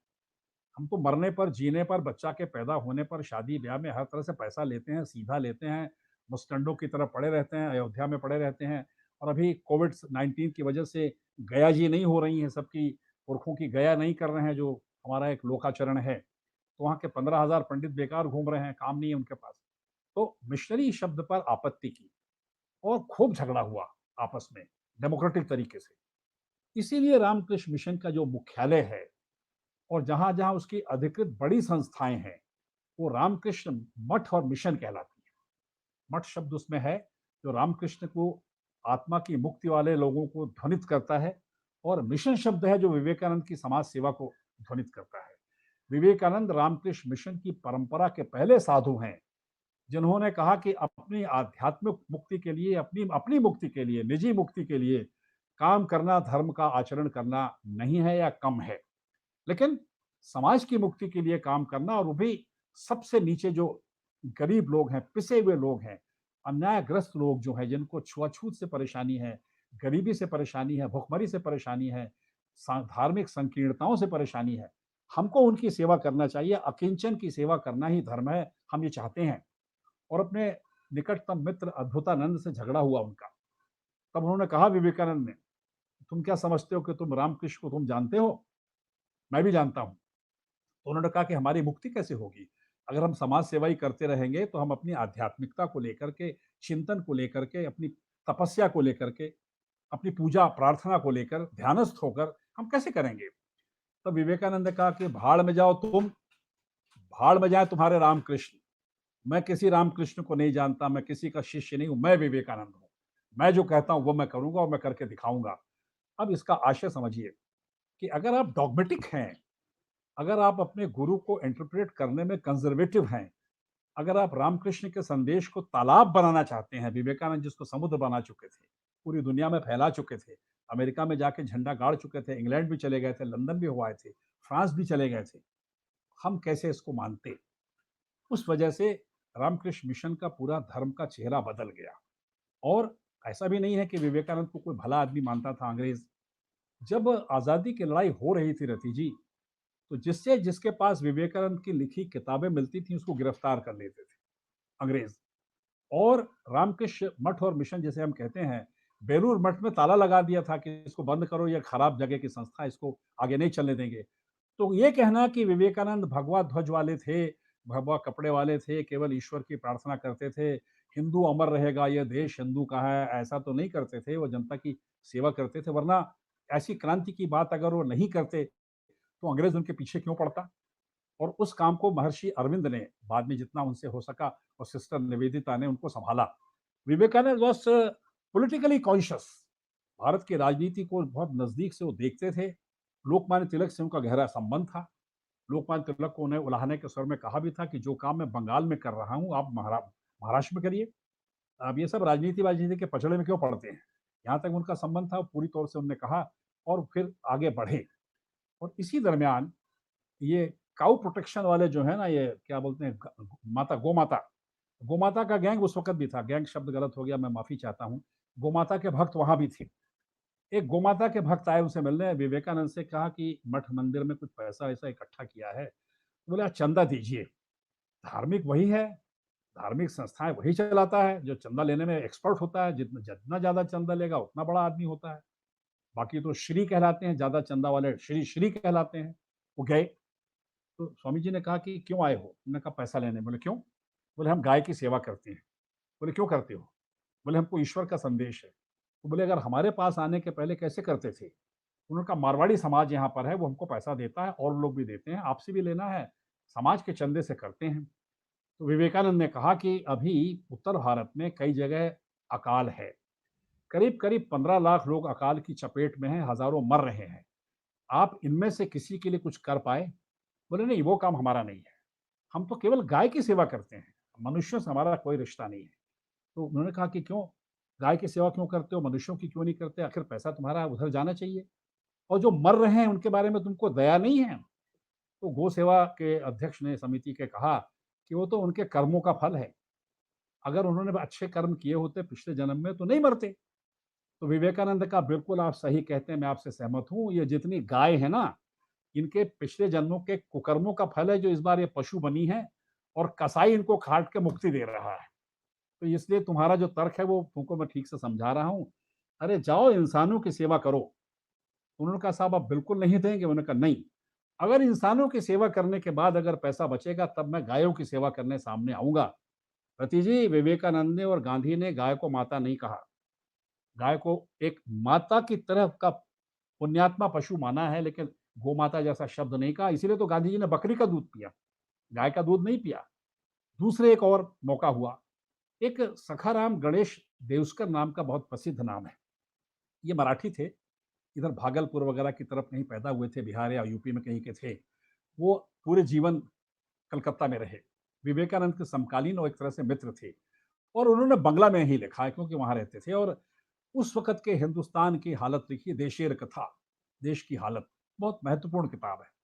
उनके मित्र थे, तो वो उनसे मिलने आए विवेकानंद से, और कहा कि पंजाब के कुछ सज्जन आए हैं, आपसे धर्म चर्चा करना चाहते हैं। धर्म शब्द को सुनने से विवेकानंद को बिजली का झटका लगता था। ऐसा झटका नहीं लगता था कि इल्हाम चढ़ता था कि मैं धर्म पे भाषण दूँ। उनको लगता था कि जो धर्म की चर्चा करने आया है वो धार्मिक नहीं होगा, ये पक्का है। वो बहुत देर बात करने की गरज से आए। उस वक़्त पंजाब में अकाल था, भारत तो पूरा ही अकालग्रस्त था अंग्रेज़ों के समय, बहुत बुरी हालत में था। उन्होंने पंजाब की बुरी हालत पूछी, तो उन्होंने बताना शुरू किया। बहुत देर हो गई। जब बहुत देर हो गई तो उन्होंने नमस्कार कर लिया, बोले साहब चर्चा पूरी? उन्होंने कहा स्वामी जी मैं तो धर्म के बारे में चर्चा करने आया था। आपने तो पंजाब की समस्या पर बात की, इंसानों की भूखमरी की बात की, वहाँ की समस्या की बात की, किसानों की बात की, और धर्म के बारे में तो बात नहीं की। तो बोले जितनी बात मैंने की वो तो धर्म की बात हुई ना। और याद रखिए धार्मिक साहब, इस देश में जब तक एक कुत्ता भी भूखा रहेगा, तब तक विवेकानंद को उसको रोटी खिलाना सबसे बड़ा धर्म है, इसके अलावा कोई धर्म नहीं होता है। ये धर्म की बात आप ध्यान रखने की कोशिश करिए। और मैं अपनी बात को समेटता हूँ धीरे-धीरे।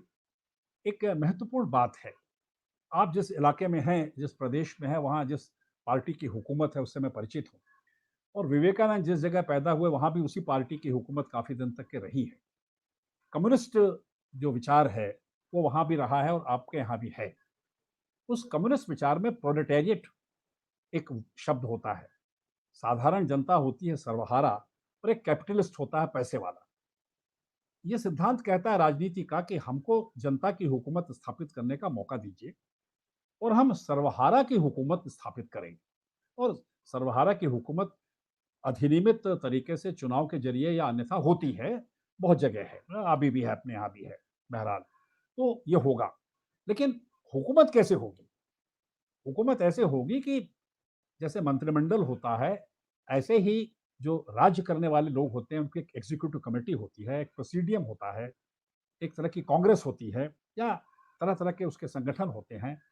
एक 10, 5, 20, 15, 25 आदमी की एक संस्था बनती है, जो हुकूमत करने वाली संस्था बनती है, उसका फिर मुखिया चुना जाता है, जो सेक्रेटरी होता है या कुछ होता है। और वो फिर पूरे समाज को, प्रोलेटेरिएट को, वर्किंग क्लास को, मजदूर को, किसान को, जनता को, सबको, विद्यार्थियों को, महिलाओं को बताते हैं कि ये आपका कोड ऑफ कॉन्डक्ट है, ये आपकी सरकार है, ये आपका जीवन है और इस तरह से आपको चलना है। और वो जो मूल्य गढ़ते हैं, उसके जो वैल्यूज बनाई जाती हैं, वो जो सिस्टम बनाया जाता है, जो थॉट प्रोसेस होती है, उन सब पर एक समूह का या ग्रुप का कब्जा कब्जा होता है। ये प्रोलेटारिएट की कल्चर बनती है सारी दुनिया में। या तो हम कैपिटलिस्ट की बात माने, या निर्वाचित सरकार की डेमोक्रेसी के बात नाम माने, या कम्युनिस्ट सरकार की बात माने, या और किसी की बात माने, लेकिन हमें करना है। विवेकानंद संसार के इतिहास के पहले विचारक हैं। वो विचारक हैं, भगवा कपड़ा अलग करिए, वो विचारक हैं जिन्होंने कहा कि इस देश में, हिंदुस्तान में सबसे ज्यादा शिक्षा की जरूरत है। आप गरीब आदमी के घर घर जाओ, दरवाजे में दस्तक दो, 1 लाख मुझे नौजवान चाहिए, नवयुवतियां चाहिए सारे देश में, जो उनको पढ़ाएं जाके, ज्ञान का एक तरह से प्रहार करो, उनके ऊपर बौछार करो, उनको पढ़ाओ।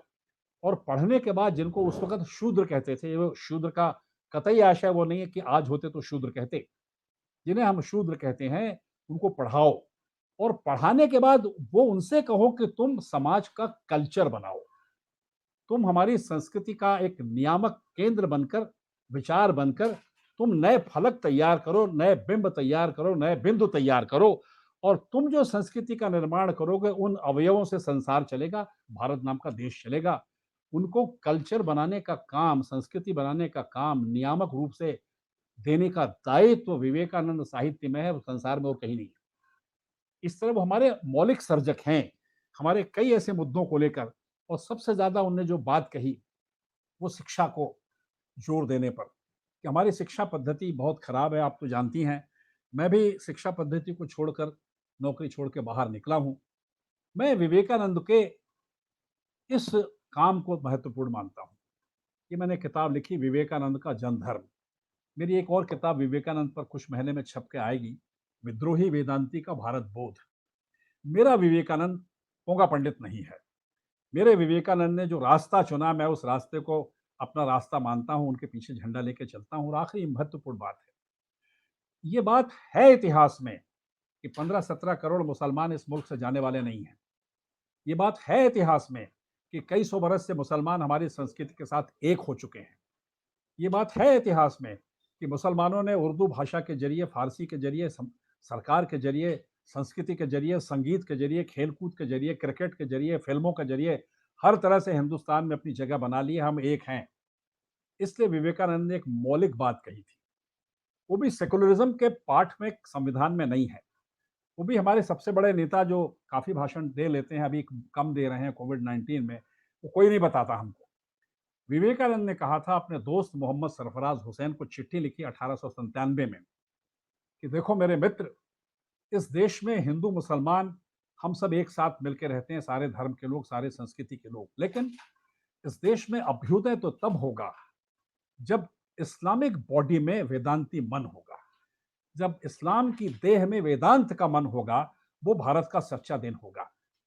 अब ये बॉडी का मतलब है सभ्यता, और मन का मतलब है संस्कृति। भारत की संस्कृति क्या है, ये उसको ही समझ में आएगी जो भारत में रहता है।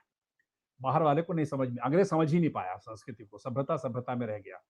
और 1400-1500 बरस में जब पैदा हुआ होगा इस्लाम, उस इस्लाम में मल्टी कास्ट कल्चर नहीं है। इस्लाम में सर्वदेशीय संस्कृति का कॉन्सेप्ट नहीं है, क्योंकि वहाँ अरब कंट्रीज में सभी धर्मों के लोग नहीं रहते थे। मल्टी रिलीजियस कॉन्सेप्ट, कल्चर नहीं है, ये केवल भारत में है। इससे उन्होंने कहा कि जो हमारा वेदांत है, आपको दिक्कत हो रही है, कुछ आसपास देख रही है, कुछ परेशानी? हमारा जो वेदांत है, वेदांत का मतलब है दुनिया के सारे धर्मों के अंदर जो सच को जानने की कोशिश, जो सच को जानने की कोशिश का रास्ता है, चाहे कहीं भी कटीला हो या पगडंडी हो या कुछ भी हो, उससे जो इटर्नल ट्रुथ निकलता है, सभी धर्मों का एक ट्रुथ है, वो वेदांत है। वो हमारे मन में इस्लामिक देह में आना चाहिए। इस्लामिक देह क्यों होनी चाहिए?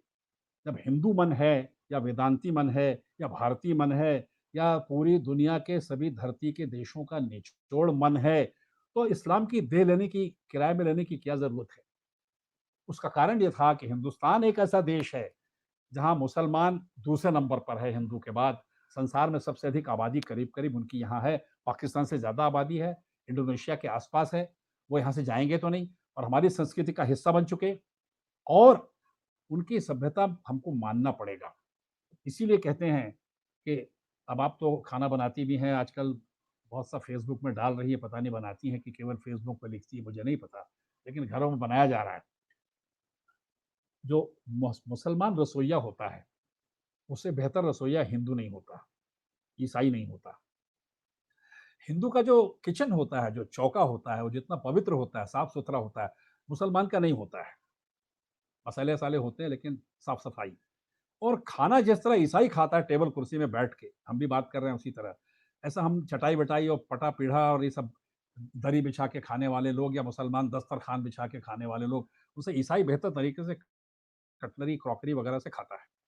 तो इसलिए भी विवेकानंद ने कहा कि इस्लामिक दे हमको सभ्यता सिखाई है मुसलमान ने, हमको भाषा दी है, हमको तहज़ीब सिखाई है, हमको धर्म दर्शन सिखाया है, औलिया-मौलिया सिखाए हैं, फ़िलॉसफ़ी हमको सिखाई है, अफ़लातून हमको बनाया है, हमको सूफ़ी संत बनाया है, हमारे संगीत में समाये हुए हैं, आइकॉन्स हैं बहुत से, वो हिंदुस्तान से बाहर नहीं जा सकते। रामकृष्ण परमहंस ने तो लगातार 1, 2, 3, 4 दिन अलग-अलग धर्म में रूप धारण करके, भाषा बोल के, कुरान शरीफ की आयतें और बाइबल के संवाद और गीता और रामायण, गुरु ग्रंथ साहब सबका वाचन कर दिया सबके सामने, पता नहीं कैसे कर दिया। तो हम उस तरह के तबके के, उस तरह की समझ के लोग हैं। इन धर्मों के अंदर हमको इंटीग्रेशन चाहिए और पता नहीं आपका मायका या ससुराल कहाँ है, मुझे ठीक से याद नहीं आ रहा, लेकिन मैं बिहार में पैदा हुआ हूँ। हम जब रामकृष्ण मिशन में भाषण देने जाते थे, अभी कभी-कभी जाते हैं, तो वहाँ पर एक बैरागी जी महाराज आते थे। कहते हैं वो पढ़े-लिखे नहीं थे। हस्ताक्षर-वस्ताक्षर कामराज की नाडर की तरह करते थे शायद। तो वो बैठे रहते थे, सबका भाषण सुनते। एक बार सर्वधर्म सम्मेलन हुआ 8 धर्मों का। मुझे भी एक धर्म पे यहूदी धर्म पे बोलने कहा गया।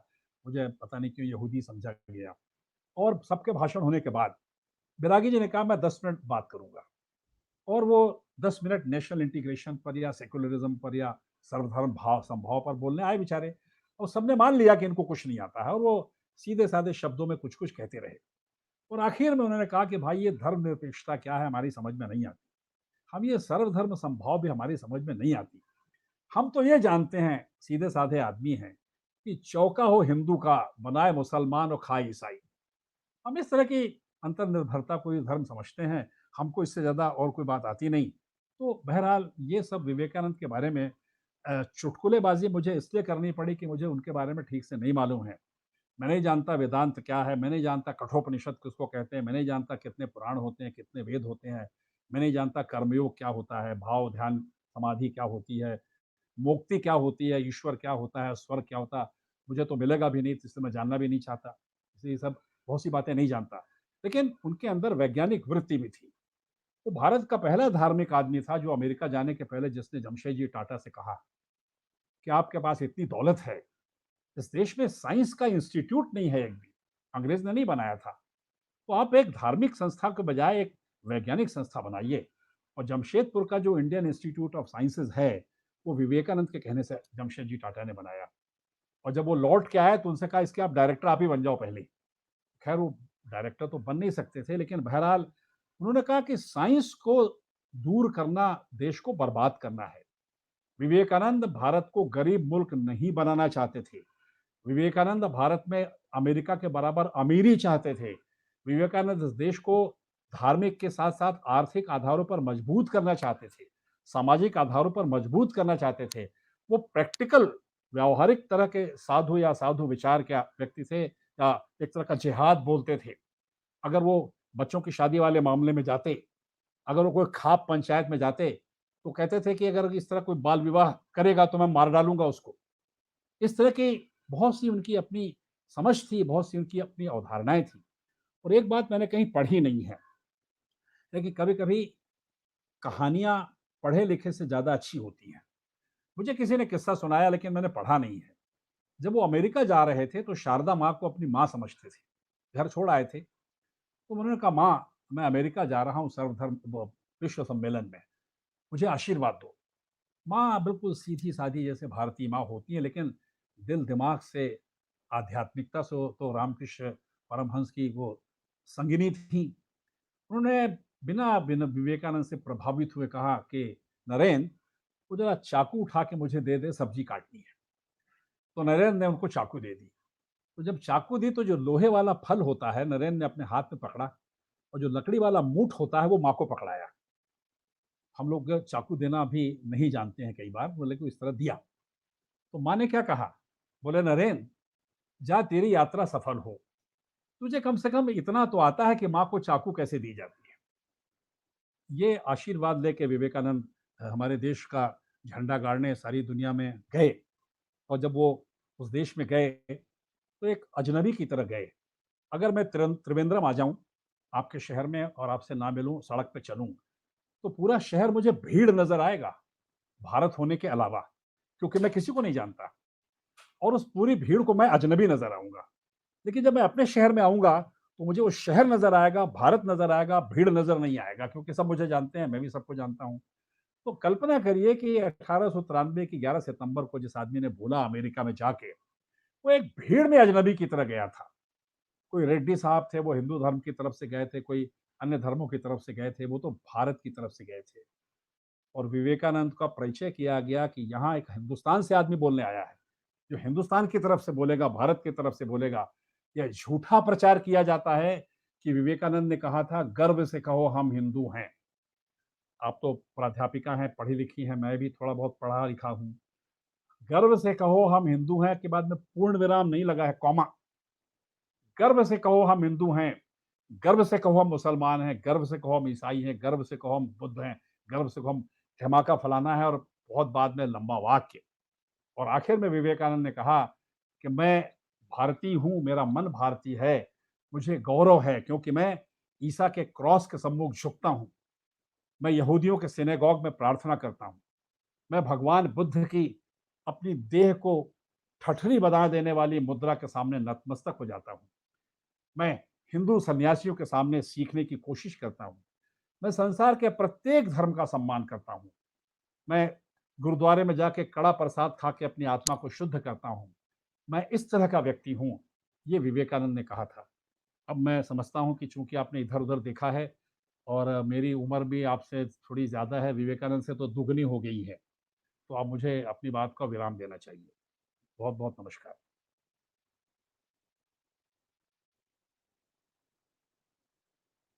आप क्या? वो देखने का कारण ऐसा था कि मुझे ठसका आ गया था, अरे मैंने एसी चल मजाक, रहा था तो इसलिए एसी बंद नहीं करना मैंने था। मैंने हाँ। तो ठसके पर और कंट्रोल कर लिया।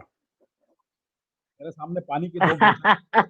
लेकिन मैं अद्भुत जी, आपकी अद्भुत है, ये जो वक्तव्य कला है वो अद्भुत है। और एक एक सम से, एक गति से शुरू होती है और एक सम से शुरू होती है, जैसे हम संगीत में कहते हैं, तो वहां से सम से शुरू होती हुई और पूरा करके फिर वापस वहीं पर लौटती है। ये एक अद्भुत आपने यात्रा करवाई। थोड़ी सी मैं बात उसको, और जो आप बता रहे हैं उसमें, जैसे केरल की बोलिए। बात को मैं ऐड करती हूँ कि केरल में तो आप जानते हैं कि कन्याकुमारी हाँ। के पास में है, और विवेकानंद आश्रम है। और तो यहाँ पर ये कहा जाता है, ये भी मैंने सुना है यहाँ के लोगों से, मैंने पढ़ा नहीं है, कि जब विवेकानंद यहाँ पर घूमते-घूमते आ रहे थे, क्योंकि ऐसा सुना है या कहा जाता है कि जब वो अमेरिका जा रहे थे तो उनको पैसे की ज़रूरत थी, तो उन्होंने दान भी लिया था लोगों से, जनता से। जैसा कि आप कह रहे हैं, जनता से दान ले रहे थे वो। तो आए थे, तो यहाँ पर इतना ज़्यादा जाति प्रथा थी। ये हम तो इसको कम्युनिस्ट कंट्री के लिए से बहुत मॉडर्न उसमें मानते हैं, लेकिन उस समय बहुत बुरी जाति प्रथा थी। तो विवेकानंद को गुस्सा आ गया, उन्होंने कहा ये तो पागलों की ज़मीन है। ये हाँ पागल कहा है। खाना है, हाँ, जीता हाँ जीता कहा जाग। है। हाँ हाँ। हाँ कहा है। और उसका प्रभाव ये पड़ा कि यहाँ पर छोटे-छोटे जो एक चेटम्बी स्वामी हैं, और एक दूसरे नारायण गुरु हैं, ये साधारण थे लोग, साधारण लोग थे, और साधारण स्वामी जैसे, जिसे हम कहते हैं कि मठ के मतलब किसी पंडित जैसे साधारण स्वामी थे। उन्होंने बड़ा आंदोलन शुरू कर दिया और उन्होंने जाति प्रथा को खत्म कर दिया था ऑलमोस्ट। तो नहीं ये वो एक ये वाक्य का असल भी में असर हो गया। क्यों, जी। नहीं क्यों कहा ये तो मैं नहीं कह सकता, क्योंकि ये हिस्टोरिकल फैक्ट है, इसकी जांच करनी पड़ेगी। लेकिन प्रताड़ना उन्होंने दी थी, और नारायण गुरु वगैरह ने उस आंदोलन को किया है, सफलतापूर्वक किया भी है। अब वो दोनों में कैसे सिद्ध होगा एकदम से तो तत्काल कहना मुश्किल है, उसके तो ऐतिहासिक फैक्ट्स की जांच करनी पड़ेगी। लेकिन हाँ, और मदद का जहाँ तक सवाल है, अन्य लोगों के अलावा कई लोगों ने मदद की। खेतड़ी के महाराजा ने काफ़ी मदद की उनकी, और बड़ौदा महाराजा ने मदद की, और कुछ और लोगों ने मदद की, और वो सब पैसा लेके गए थे, और पानी के जहाज़ से गए थे। और पानी के जहाज़ से जाने के बाद 25 जुलाई की शाम को वो शिकागो के अमेरिका के तट पर पानी का जहाज़ उनका रुका, 25 जुलाई की शाम को, और भाषण उन्होंने 11 सितंबर को दिया। तो 25 जुलाई को पहुँच गए थे, और 25 जुलाई में जो शाम होगी अमेरिका में, तो भारत में या जहाँ रायपुर में हम रहते हैं करीब 11-12 घंटे का फ़र्क है। तो यहाँ 26 जुलाई की सुबह हो गई थी, जब 25 जुलाई की शाम को पहुँचे। तो जिस वक़्त विवेकानंद 25 जुलाई की शाम को पहुँचे, यानी 26 जुलाई के हमारे हिसाब से पहुँचे सुबह, उस वक़्त मैं बिहार के एक शहर में जन्म ले रहा था। तो मैं तो मैं स्वामी जी को इसलिए भी याद करता हूँ कि आपके अमेरिका की धरती पर जब पैर पड़े, तब मेरे भारत की धरती पे पैर पड़े, और मैं एक वकील बना और आप वकील के पुत्र हैं। तो ये एक मज़ाक की बात है, इसलिए सबके लिए नहीं आई। तो नहीं, बहुत अच्छा लगा। आपने जो एक बहुत ही लयात्मक और बहुत ही विवेचात्मक जो आपने जो प्रवचन दिया है, ये तो हमारे मतलब जो भी आप भाषण आप कहेंगे, लेकिन मेरे लिए वो प्रवचन जैसा था। तो ये एक बहुत बड़ा हमारे लिए एक हमारे लिए एक धरोहर के रूप में है, जिसको हम सुरक्षित रखेंगे, क्योंकि आजकल बच्चे जो है वो लिखना पढ़ना नहीं समझ चाहते हैं, वो सुनना चाहते हैं। तो ये हमारे बच्चों के लिए भी बहुत महत्वपूर्ण होगा। आप अगर कुछ और कहना चाहते हैं तो आपका स्वागत है, हमारे पास कोई समय की कमी नहीं है। तो नहीं, अभी अगर तो आपके पास कुछ देखिए, उठा। हाँ। मैं देखिए विवेकानंद, देखिए मैं आपको बता रहा हूँ, विवेकानंद, भगत सिंह, लोहिया नाम लिए मैंने ना, नेहरू, सुभाष, गांधी, भारत का संविधान, ऐसे बहुत से विषय हैं। मैं मूलतः अंग्रेजी साहित्य का विद्यार्थी और अध्यापक था, लेकिन साहित्य से मेरे छोड़ छुट्टी हो गई है, मैंने तलाक दे दिया है। मुझे अब कविता, कहानी, नाटक वगैरह में घबराहट होती है, क्योंकि मैं इतनी ज़्यादा तकलीफ देख रहा हूँ लोगों की अपने आसपास, कि मैं अंदर से बहुत ही तकलीफ में रहता हूँ। तो इन बड़े आदमियों के पास जाने से मुझे आराम मिलता है, इनसे कुछ रास्ता मिलता है, कुछ हिम्मत मिलती है। तो इन विषयों पर तो मैं लगातार बोलता रहता हूँ। दूसरी बात है कि अब कोविड-19 के कारण जो वर्चुअल काम ही ज़्यादा हो रहा है, ऑनलाइन काम ज़्यादा हो रहा है, लेकिन मैं सभा सोसाइटी में जाता-आता रहता था, बोलता रहता था। और अब चूँकि मैं फ़ारिग हो गया हूँ कमाने-धमाने से, मैंने काम-काज बंद कर दिया, केवल लिखने-पढ़ने तक सीमित हूँ। तो अब मैं काफ़ी बोल सकता था, बहुत जगह जा सकता था, 3-4 जगह गया, उसके बाद ही ये कोविड आया।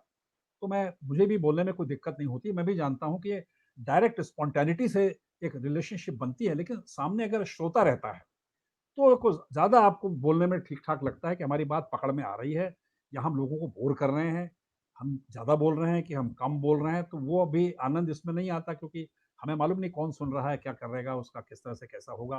लेकिन दूसरा ये है कि मेरा जितना लेखन है रति जी, वो लेखन नहीं है, दरअसल मैं बोल के लिखता हूँ।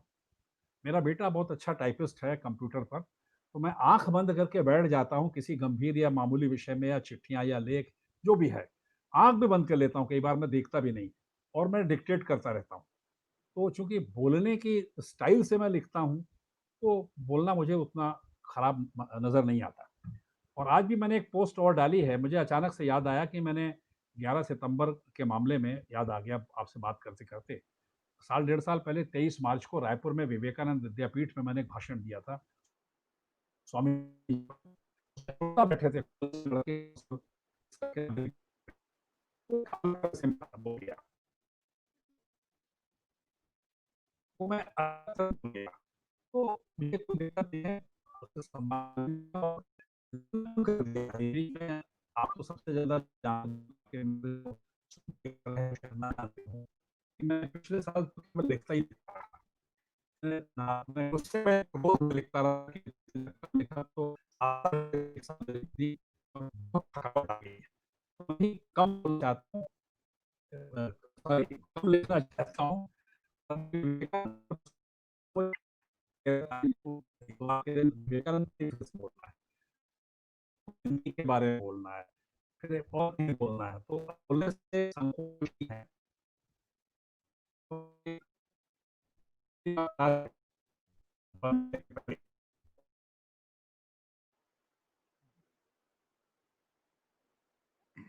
मित्रों, ये इंटरनेट की समस्या होती है, शायद उनसे हमारा संबंध कट गया है और कनक जी हमारे सामने नहीं है।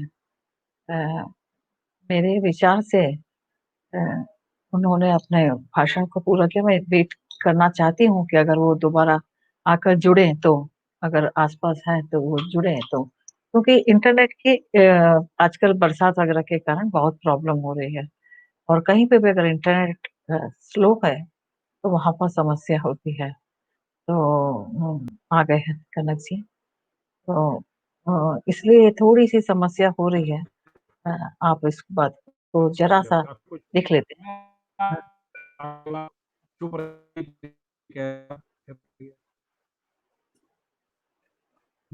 रहिए, मैं चुप रहने के लिए आपके पास आ रहा हाँ, हाँ। हूँ। वो कट गया है बिल्कुल। अ, बस आवाज़ की एक प्रॉब्लम हो गई है। मैं जब मैं स्कूल में पढ़ता था, अरे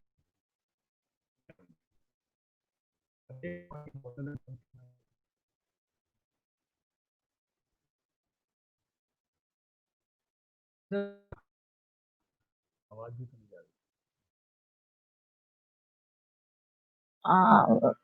बीच में नेट वीक हो जाता है, इंटरनेट वीक हो जाता है तो आवाज़ की समस्या होती है। अब आप बोल सकते हैं, मैं इसको काटती हूँ। बोलिए।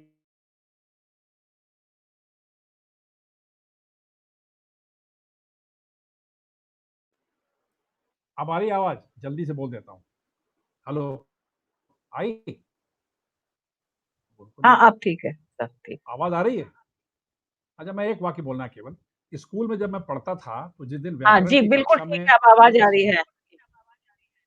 स्कूल में जब मैं पढ़ता था ना, स्कूल में, तो जिस दिन व्याकरण की कक्षा में, ग्रामर की जी। क्लास में फुल स्टॉप या पूर्ण विराम पढ़ाया गया था, उस दिन मैं नहीं गया था।